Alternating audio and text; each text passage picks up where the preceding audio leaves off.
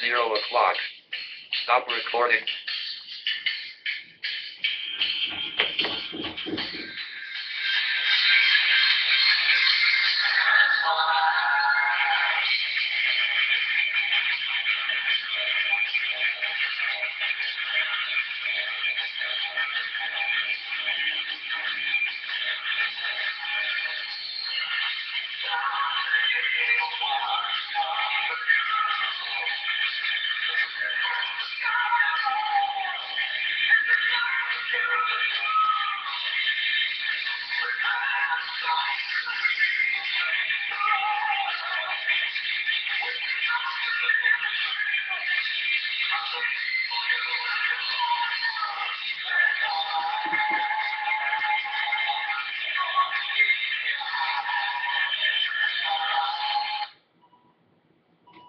That's how you cut it off. Hello, folks. This is Blind Adam. Yes, we are back. This is the Awesome Sauce Comics podcast. It is August 27th. That was White Lion with one of the themes to the best cartoons of all time, Transformers. That was from the Transformers movie, which is now a 29-year-old movie. Forget the actor's name, but the actor who played Optimus Prime will be appearing November 6th, 7th, and 8th at the Dunkin' Donuts Center at the Rhode Island Comic Con in Providence, Rhode Island. Stephen Perry, hello, how you doing? It'd be nice if you return an email or a phone call so that the Awesome Sauce podcast can be at the Rhode Island Comic Con. It would be cool.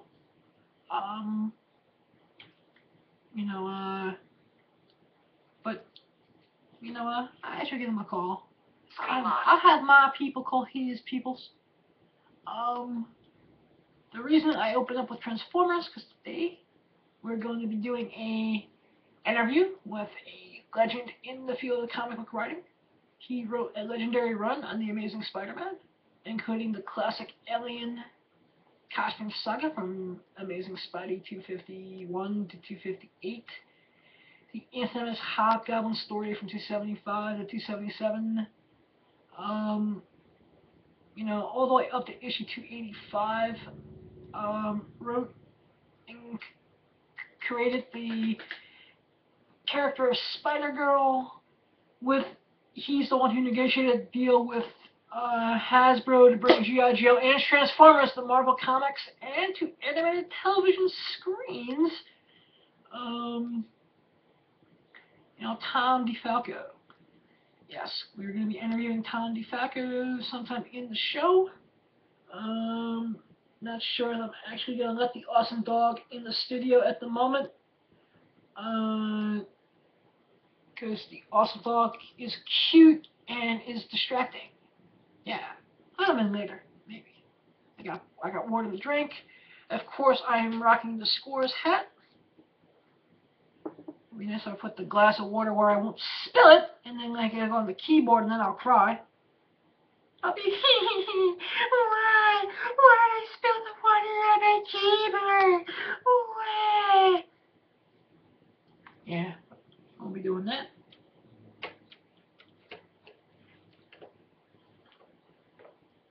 That's all set.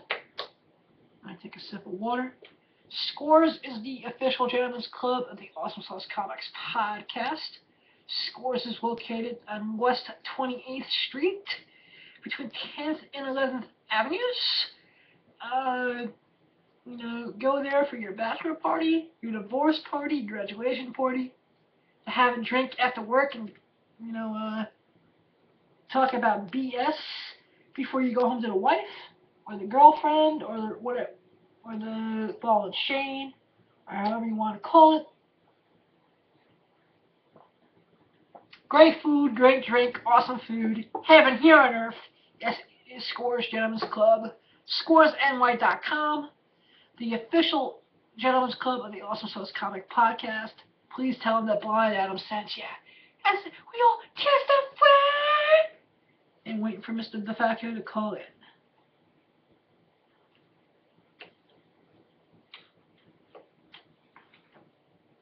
I hope this doesn't turn into another waiting for Tony episode, but it should be soon. Unlock button. Unlock. Mail. Phone. Mail. Phone. Mail. What unread? Mail. Unread. Brian McKee. NFBNJ. FW. Research participation opportunity. Here's an email I got from Brian McKee, the Secretary of the New Jersey. See what the NFB of New Jersey wants. Receipt from Cat 5 hyphens. Original mech from Steverson and Ackerter at call.msstate.edu. Link greater than. Sent. Thursday. Subject. Research participate. Thursday. Subject. Research.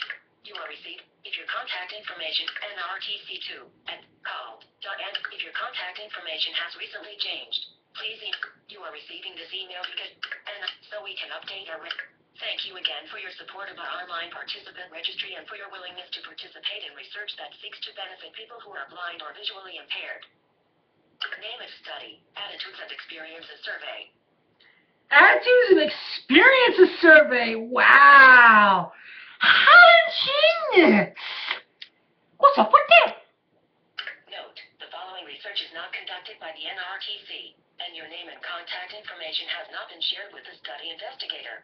We are providing you this information on behalf of the study investigator, Justin Hagel. Please direct all questions regarding this study to... What, are they going to get James Gordon and Detective Turpin on the case? They got an investigator investigating the attitudes and experiences of people who have visual impairments. Woohoo! Woo-hoo! And it sounds so awesome. J. Hegel at ono.edu. Link. Alright.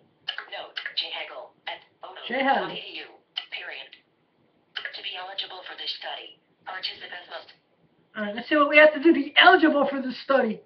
Middle dot. Be legally blind. Hey, I'm legally blind.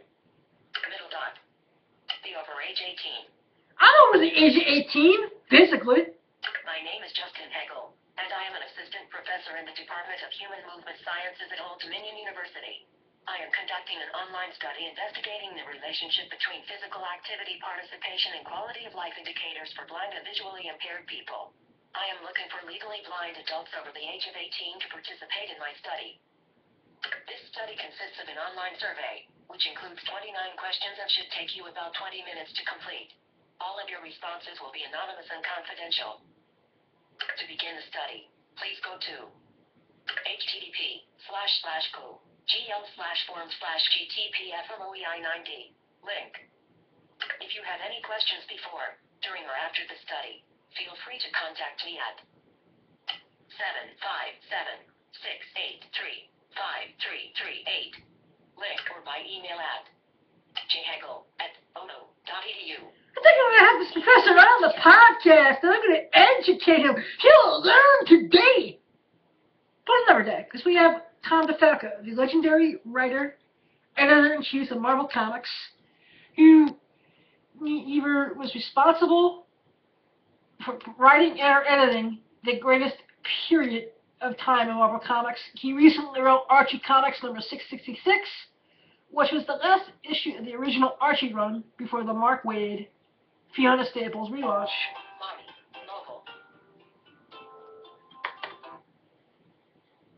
Hey Mom, what's up? What do I have from the pizza shop? Can I have a calzone?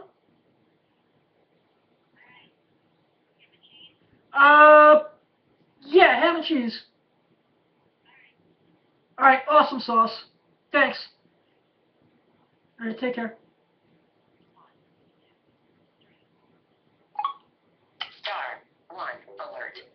61 okay cancel button. Phone 1. App switcher. Up phone running. Close phone. Home. Home. Mail. You don't want mine. I'm gonna take off Mr. Hat. You all know that where Scores is. You know what scoresny.com up in here.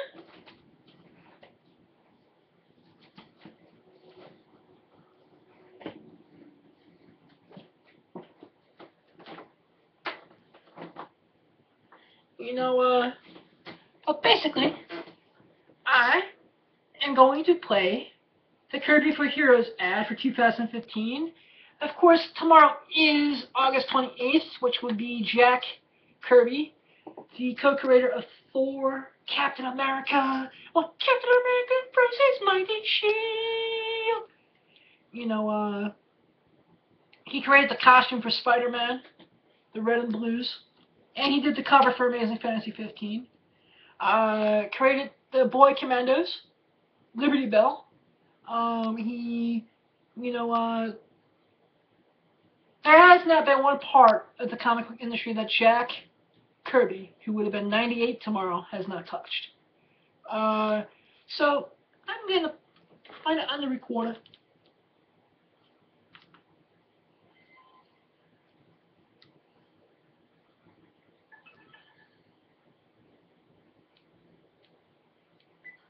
Enter Transformers. There's doubles. Please wait.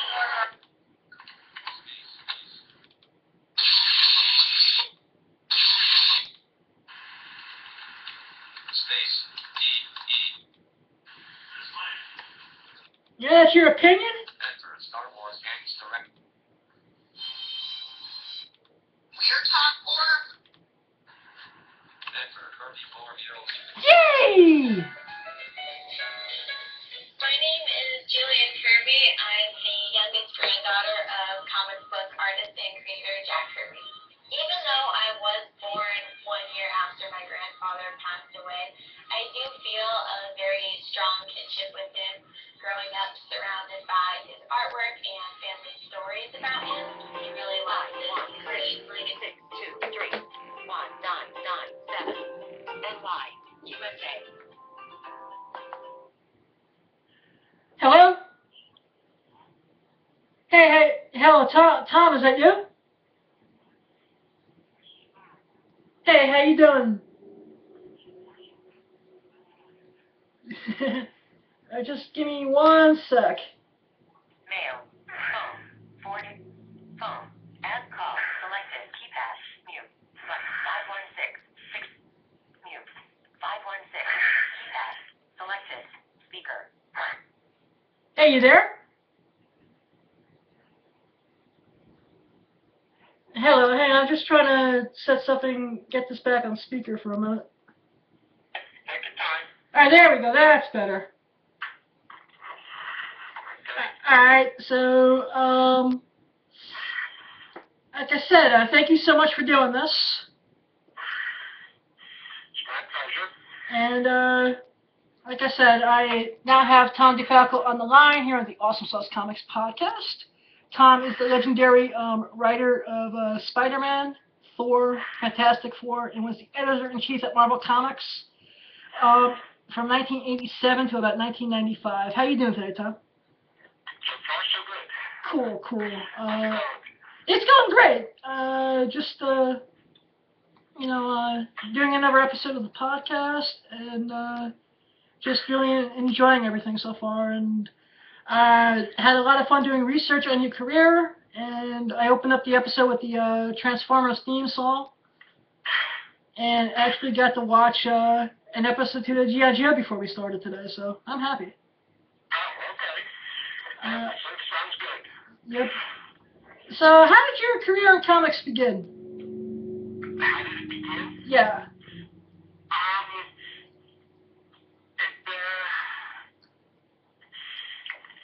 Well, I was always a comic book fan, and at a very early age, I realized that I wanted to be a writer, Mm-hmm. and decided to focus on being a writer. I believe that for all the wannabe writers out there, you should be a writer first, and a person who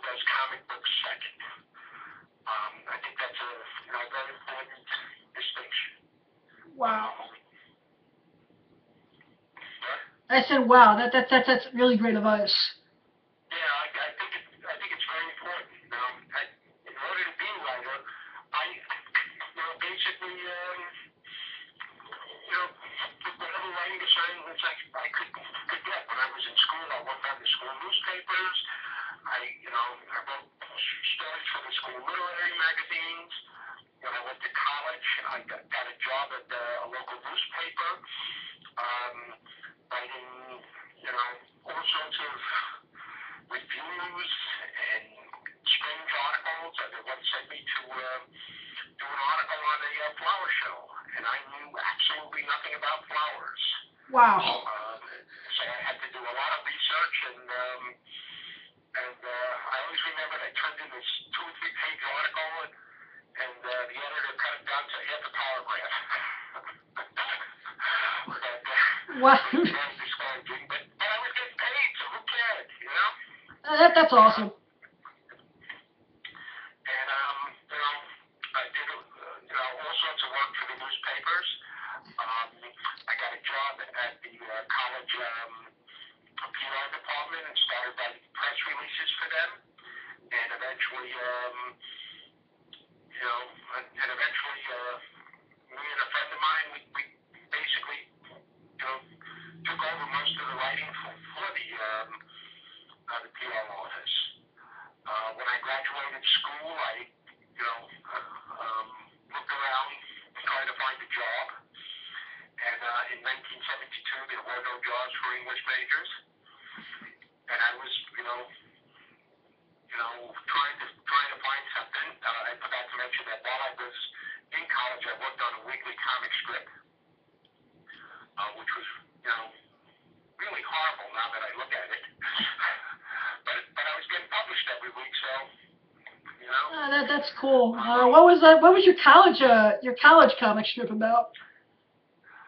It was a costume hero, a bumbling costume hero who, would deal with whatever the weekly topic of conversation was at the college. And, we would do, I think it was, most of the time it would be, 3 or 4 panels that, ended in, a gag and a punchline. After college, I said I was looking for a job and then decided to, remember my first love was comics, and at that time they were hiring a lot of new writers into Marvel and DC. So I sent out resumes, and of course I didn't hear from anybody. Sending out resumes to comic book companies, probably a foolish thing to do then, probably even more too foolish now. And then I wrote a letter to Archie Comics. I noticed an Archie comic, it was a very funny one, probably written by Frank Doyle, one of the greatest unsung writers, this industry has ever seen. And I asked them for a job, and luck was on my side. They invited me in. They offered me a job in the editorial department, and the rest is history. Wow. So how long were you at Archie through the 70s? I know you recently did issue 666, which I actually just read and enjoyed. But how long were you there for the original run for?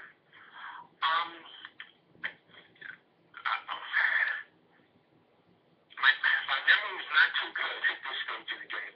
Mm-hmm. I think I was there until about 78, 79.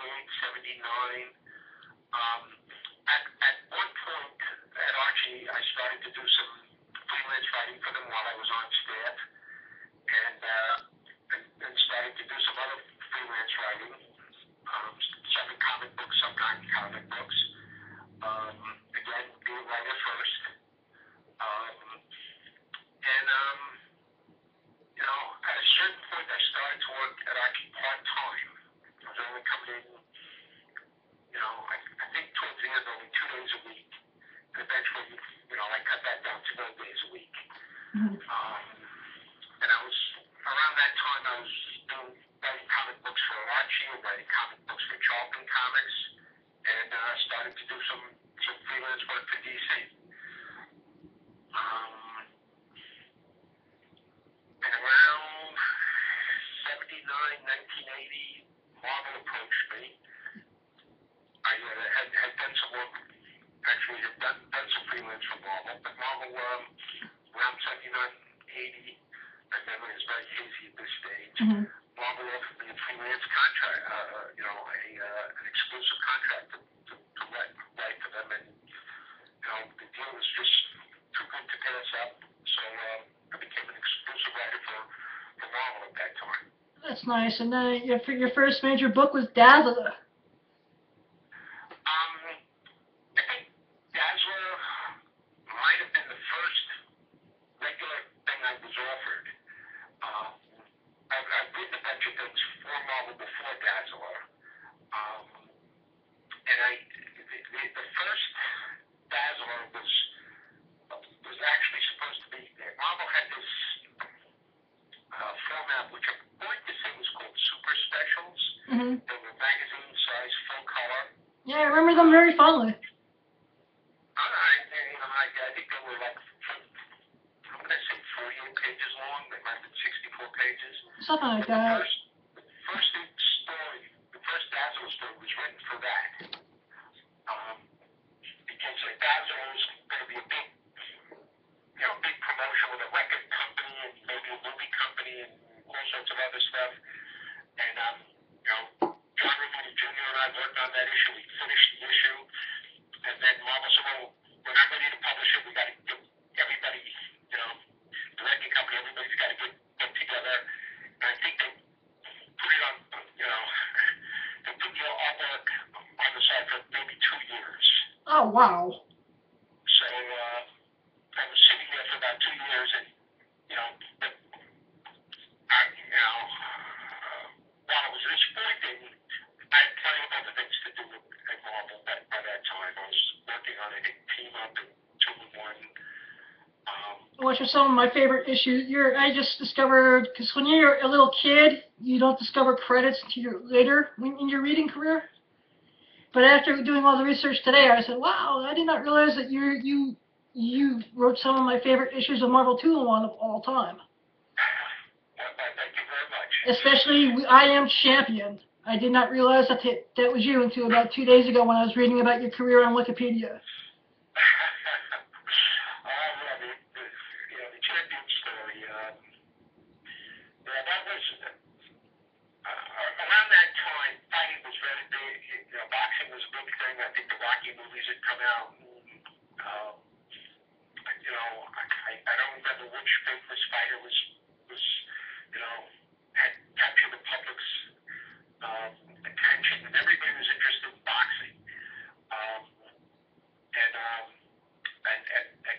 Ron Wilson and I were talking about things because everybody was setting up these amateur boxing matches, and Ron Wilson and I were looking and going, these guys don't know what the heck they're doing.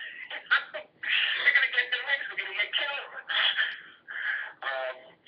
And I said to him, you know what, we're gonna do a story, from the jock point of view. Nice. So we did that champion story, and the reason why Brendan gets to go further along than anybody else, it's not because he's stronger and more powerful or anything else like that. He's a jock and he knows how to obey the rules for a contest. And that's why he succeeds while the other guys don't. Yeah, I always dug Marvel 2-in-1. I love Ben Grimm as a character. Even more so today than I did back then, probably now. But it was fun. And of course, the first Spider-Man comic I ever bought with my own money was during your run. I bought $2.58 was the first issue I ever paid for my own money. Okay, I'm sorry, but I don't remember which issue that was. It is the one where you finally had where the alien costume was finally removed with the blaster from Reed Richards. Oh, okay. That's the bad Yep. At the end of the issue, Peter Parker's going home in a Fantastic Four costume and wearing a paper bag over his head. Yep. And I was like, but that's probably my favorite, like my most memorable time as Spider-Man, because, after that was the Crusher Hogan issue, which was one of my favorites, and then the Hobgoblin saga. Ron Friends and I were just having a great time working on those comics. The best part about working on Spider-Man is I got to be teamed up with my longtime unindicted co-conspirator, Ron Friends, and we, basically clicked as storytellers, and we're still clicking. I don't know how many years have passed, but, Ron and I still rocking and rolling. Oh, yeah, because you guys also worked on Thor and Thunderstrike together as well. That's right. And, we worked on, many a project together. So what is like a creative meeting between Mr. Tom DeFalco and Mr. Ron Friends like? Well, first of all, it's done mainly on the phone. Mm-hmm.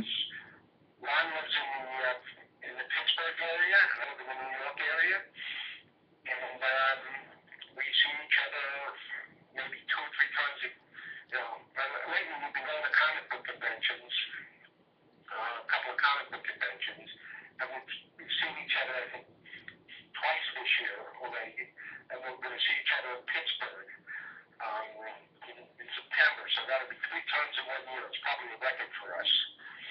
And any total meeting between us usually starts with the character. Ron and I sit down, I'm usually walking around pacing. Ron, to be honest, I don't know what he's doing on the phone. I've never asked him. Ron, he's probably sketching. And we basically talk about whatever character we're working on. Let's say it's Thunderstrike. Mm-hmm. We just discussed Eric Masterson. What is Eric involved in these days? What's happening in his social life? What does he care about? What's happening with the people around him? And we just discuss character, because Ron and I believe that the soap opera aspects of the story are what really drive readers to continue reading. They want to know what's going to happen to the character.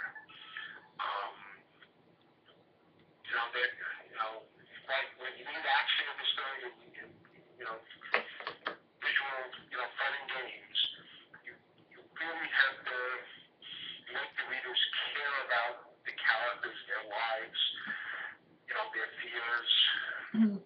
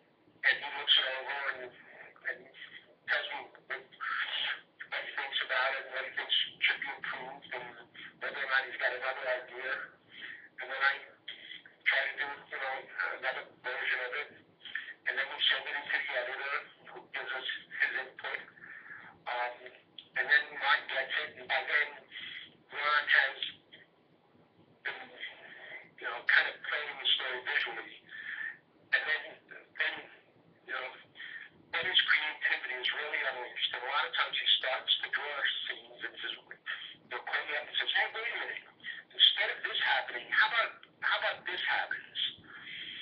And you know, Ron is pretty, you know, pretty creative and a fantastic artist, and you know, he understands the character, he understands what we're doing, and he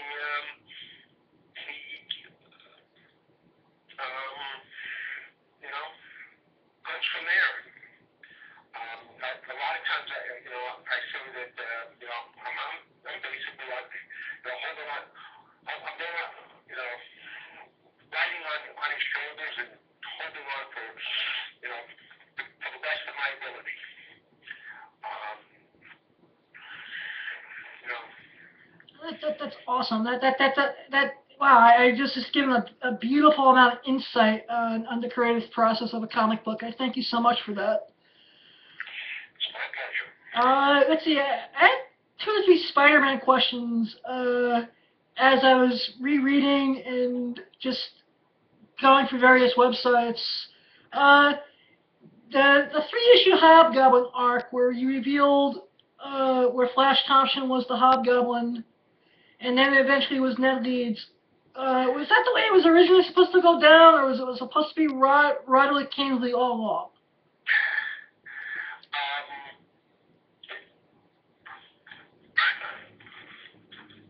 Roger always said Roger Kingsley's evil twin. Mm-hmm. And, you know, and I thought that I didn't like that idea. Because I thought that we never introduced the twin. Mm-hmm. So it was like bringing somebody in out of left field. And I thought we had to, you know, I thought we owed the readers more. So I had, you know, my plans on who the Hobgoblin was going to be. And who the Rose was going to be. Mm-hmm. And, you know, ultimately, the editor at the time, Jim Housley, decided to... A.K.A. Christopher Priest, for those who don't know. Wasn't that... didn't he do writing at one point too, Jim? Didn't Jim eventually start writing too at one point? Yeah, he took me off the book so he could write it. And he decided that he was going to make the Hobgoblin Ned Leeds, and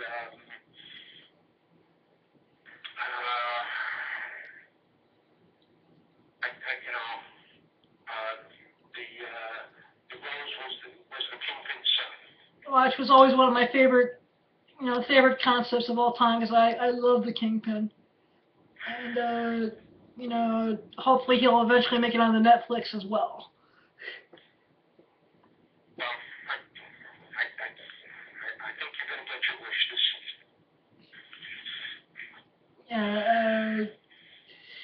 Yeah, my other Spider-Man question, you came up with the concept that Mary Jane knew that Spider-Man and Peter were the same person, you know, ever since he first swung out of the window the night his uncle was murdered. You know, how do you feel, you know, were you editor-in-chief during the marriage, or did that take place after the marriage was in effect?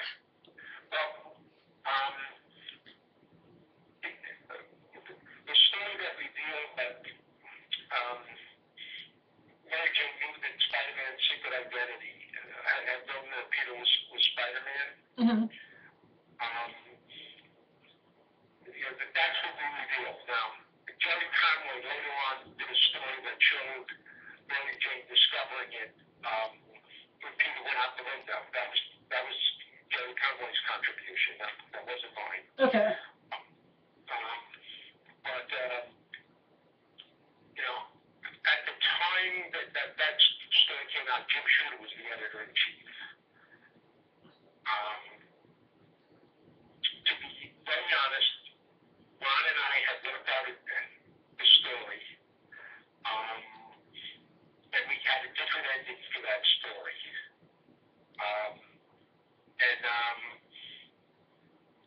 And we didn't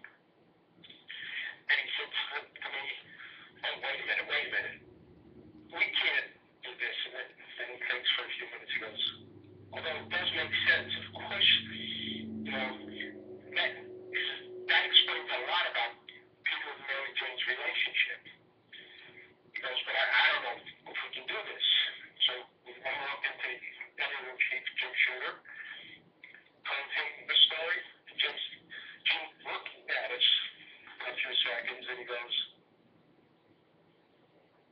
you know, that does make sense. Oh, man. He says, I never thought of it before, but it does make sense. Yeah, we should do this. And that's how that story saw print. Now, just because I changed the end, Ron and I had to put out the next two issues that we had already figured out what was going to happen. Wow, that's awesome. Because I'm more a Gwen Stacy person than I am a Mary Jane person. But over the last couple of years, I've, since the infamous One More Day thing, I've actually grown to reread a lot of those older stories and actually like Mary Jane. I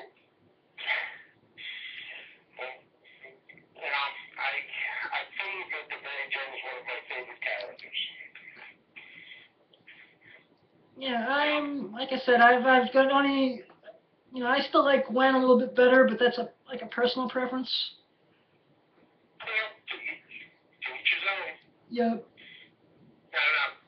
One of the reasons why I love Mary Jane probably was more to do with Spider-Man at this stage than Spider-Man. Yeah.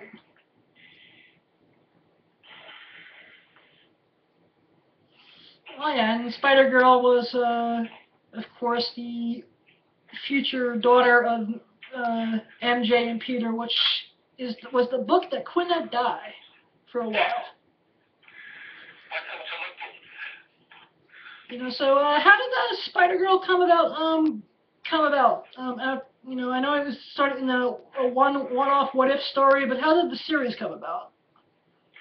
Well, Ron and I did the one-off story, and we thought that would be the only, it's a Spider-Girl. We thought, maybe, well, I was actually the writer of What If, and my job was to come up with what-if stories.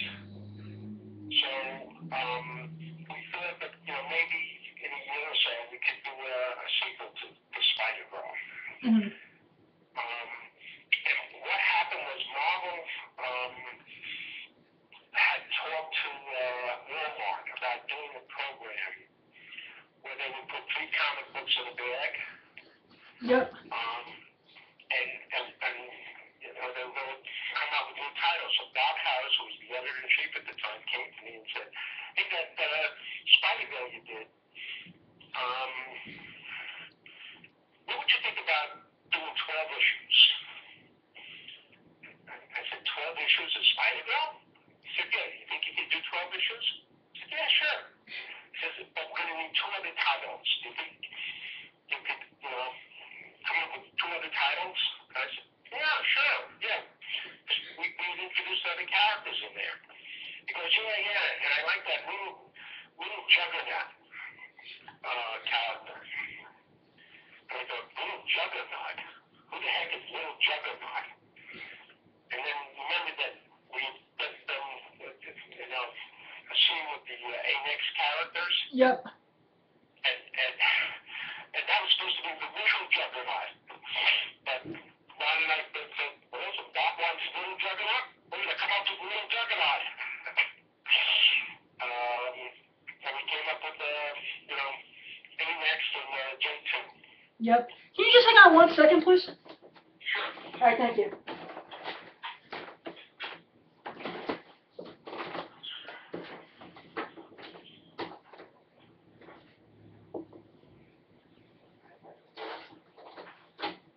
I was just checking on something real quick. Yep. My mom was actually bringing my sister home from the doctors, and I thought I heard someone come in, so but that's fine. Yeah, but that was a cool. I really liked that concept, and I kind of wish that J2 and A-Next got the love that Spider-Girl did at times. Well, what happened was after we did that, the 12 issues, Marvel came and said, hey, we should do 6 more, but you keep one title and come up with 2 other titles. And I looked at the titles and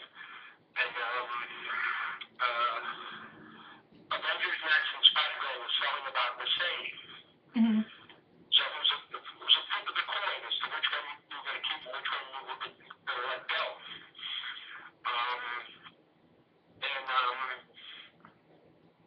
We had a concept called the buzz, and Ron really wanted to do the buzz.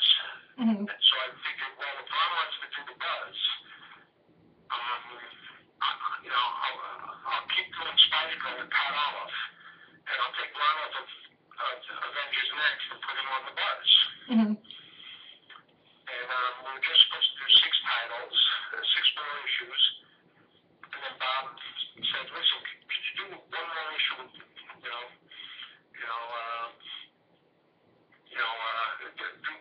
Let the issue 17 be the last issue. Let it be a double-sized issue. I said, sure. That'll be the last issue. And then that's when we started. Hang on 1 second, please. Hey, Mom. When you're ready, Kath, on the table. All right, thanks. Sorry about that. Okay. But yeah, did you see Ant-Man yet? And if so, what do you think of Hope getting some big screen love?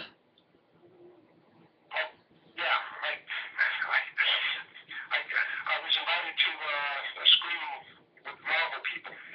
Nice. So I did see it, man. Michael Douglas and Paul Rudd were at the screening.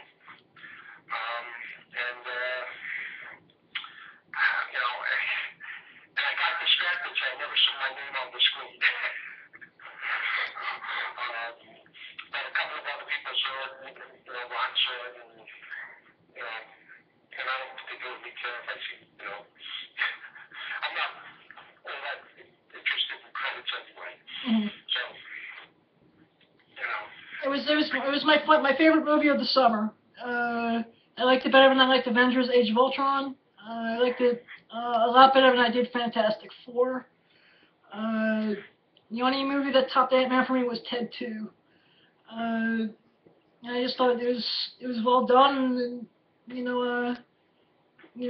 it's making me go back and read Avengers Next.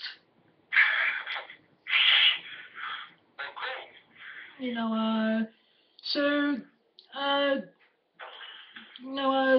what was your basic involvement with G.I. Joe and Transformers? Well, with G.I. Joe, Hasbro had come to us and wanted us to develop the basic concept of the G.I. Joe thing. Mm-hmm. And Jim Shooter decided to put me in charge of the editorial team that was going to work on it and Mm-hmm. to handle the development. I want to make it, very clear that Larry Hama did all of the heavy lifting. Larry Hama came up with, all the good ideas. Wow. Any bad ideas with G.I. Joe, those were mine, but, Larry had all the good ones. Archie Goodwin also contributed a lot of great ideas. And, I was basically, the guy who was the interface between Marvel and Hasbro. Oh wow. 'Cause I actually was, like I said, I watched 2 episodes today, and I was like, I'd forgotten how fun this whole series was. It was a lot of fun, and Larry did a fabulous job on it. Larry and I also did the storyboard for the first G.I. Joe commercial with the tank coming over the hill and everything. Wow. So we worked on that together too. So we had a lot of fun with G.I. Joe. Yeah, like I said, I think one of my favorite characters had to be Shipwreck. Rewatching it today, I was like, yeah, I can see myself being Shipwreck. Don't think I could. Duke was cool, and Flint was cool. Of course, Scarlet and CoverGirl. It was just a lot of fun.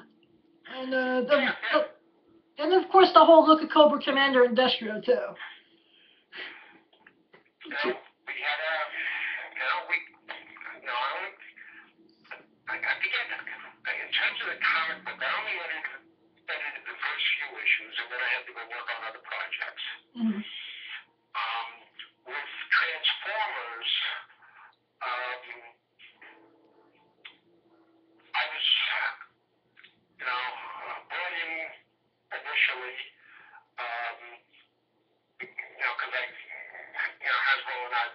so well. And then, you know, we found out it was dealing with robots and stuff. And I was working on another robot project with a different toy company, so I had to step back from Transformers for a couple of weeks. I finished up the other robot. I think it was called Stars. I think I worked on that with Louise Simonson. And once I was done with Stars, I came back and, you know, Transformers, they were having a couple of problems, you know, the concept didn't quite line up, so I basically, you know, had with the Bible at the end. Like I said, I had to start looking at Transformers a little bit more. It's never really been my cup of tea. Well, you know, nobody likes everything. Yeah, I try, even though I dig the theme song the most. You know, so, like I said, when we were talking about your time in Archie, you recently have come back to where it all started with Archie with the last issue before the reboot, now 666. How much fun was that for you writing it? I was very intimidating, but it was a lot of fun. I've actually been, you know, I'm always hazy with time and stuff. But I started working for Archie a few years ago. My first, you know, boss was a gentleman by the name of Victor Gorlick, who's been with Archie forever. One of the great unsung editors of the industry. And Victor's the man who told me most of what I know about comics. Not most of what he knows, but most of what I know. So I have to keep in touch with Victor so I can learn more. And I, got back in touch, and at one point they asked me if I'd like to do a story.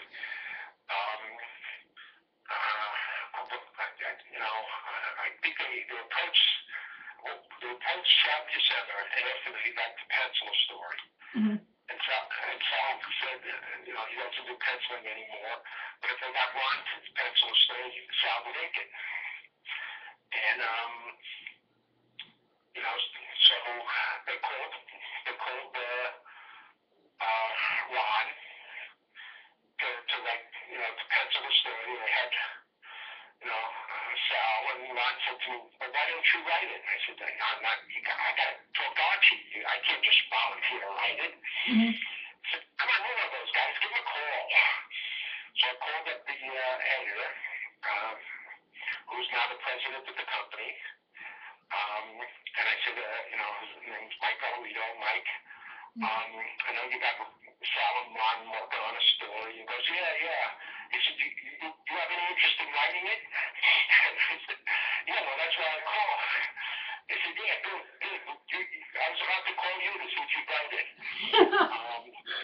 And I said, okay, yeah, I can do a 5-page story. And then, we did it. As luck would have it, for some reason, Sal, didn't or couldn't ink the story. I'm not sure who did. I think maybe Al Mullen might have. And they liked it so much they asked us to do some more stories. And every once in a while they'd give me a call and ask me to do a story for them. As a matter of fact, I heard from them today. They asked me to do a 12-page story that'll be appearing in a digest book. Nice. So, I get to do at least one more comic book story. That's awesome. And like I said, most of your comic book career helped raise me into the comic book fan, and I am today. So thank you very much. And thank you for being there. Yeah. I love doing comics. you know. I don't get to talk anymore, but, whenever I get the chance, I love to do them.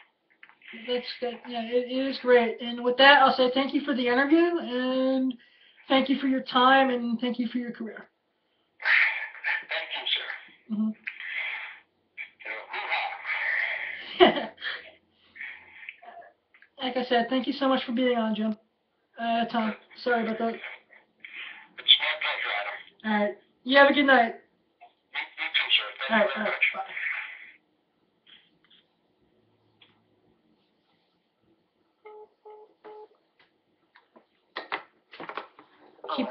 Keep one foot in the gutter, one fist in the goal. Feel like the handle too cold to hold. Text field. Blind Adam saying out. Password. Time to eat some calzonage. Stop recording button.